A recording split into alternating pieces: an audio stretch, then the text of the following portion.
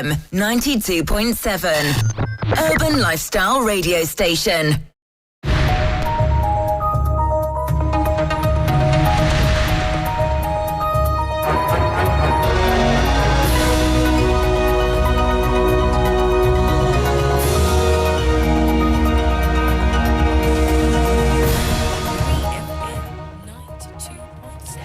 Hello, good morning and welcome to Business News on Sunrise. Coming up this morning, General Agricultural Workers Union requests government to pay decent wages as the next salary negotiations as inflation chisels away purchasing power.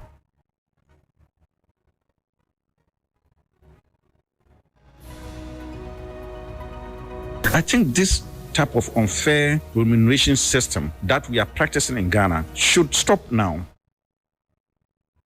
Also, government abandons its invitation to all individual bondholders, pensioners and non-pensioners to the DDEP reopening following payments of 2 coupons and principals due. Name has not been mentioned. Then we will continue to receive our coupons and maturity as and when due.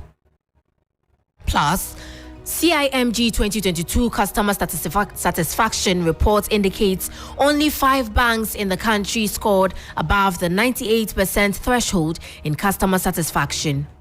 As digital banking, there's a long route for us. The overall industry declined by 1%. I am Menu Afo. We'll bring you the details of our headlines and many other stories shortly.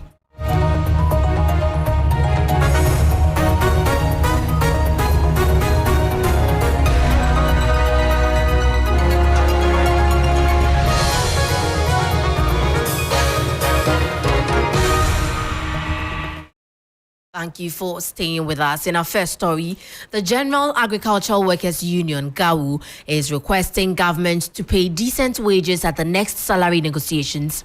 According to GAWU, the current 30% salary increment and the 32% inflation have chiseled out the earnings of workers. Government increased public sector salary by 30%. But Labour argues that the increase has not made any impact due to the current 32% inflation rate. GAWU is thereby calling for the payment of decent wages and salary negotiations to begin next month. Edward Kariwe is the General Secretary of GAWU. There are some class of workers, by whatever means, think that at the end of their service, they should have what we call end of service benefits. And then the workers who are at the lower level of incomes, who have not been able to prepare themselves even for retirement, are left to go without anything. I think this type of unfair remuneration system that we are practicing in Ghana should stop now, because we are in a democracy. And democracy, one of the tenets is to promote fairness.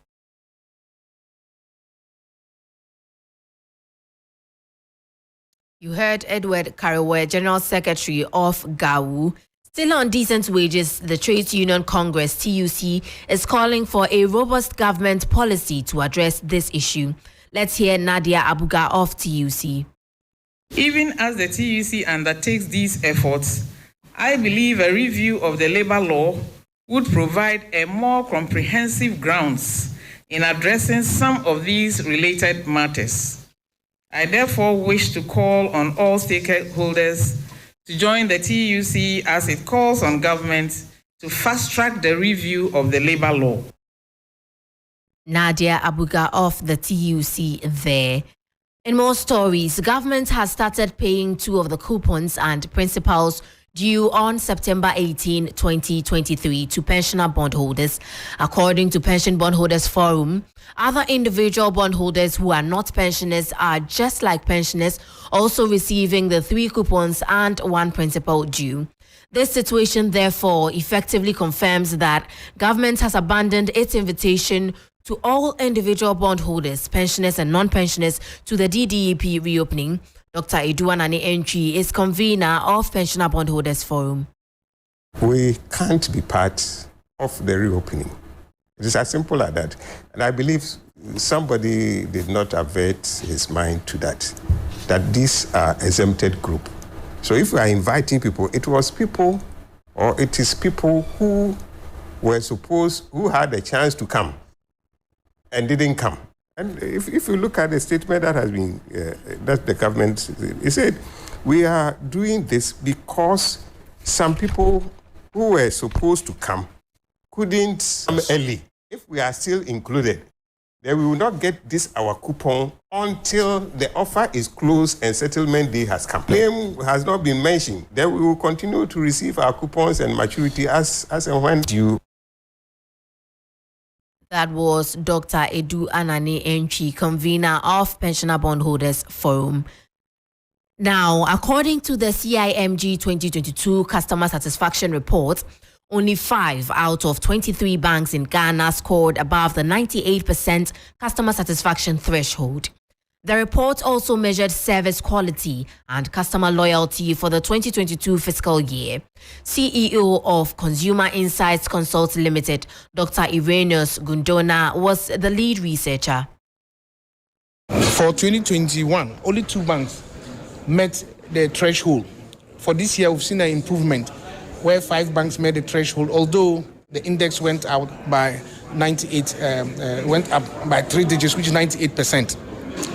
However, if you look at what I call traditional banking is where I define where people do the leg visits to the various banks. Overall, when you look at the level of service quality, it went up. As a measure, it went up by 5%. But however, we had a challenge when it came to remote banking, where I refer to as digital banking.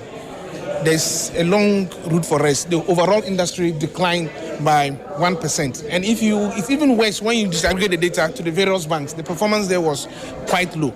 So it's something that the banks will need to look at, improve technology so that customers can experience the level of service quality when it comes to the digital and remote banking.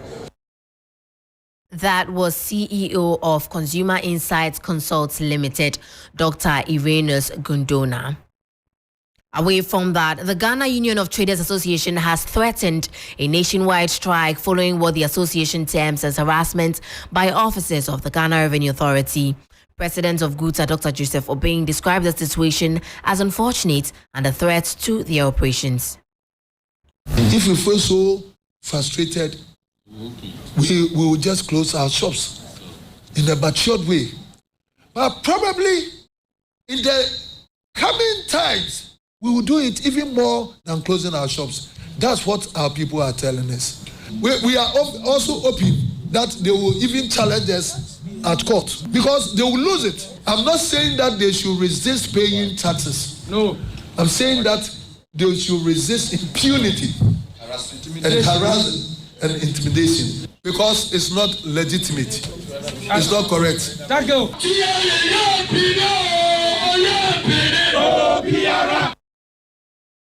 You heard the voice of Dr. Joseph Obeng, president of GUTA. Now take a listen to how the cedi is faring against major trading currencies and how some of our key commodities are faring on the global market.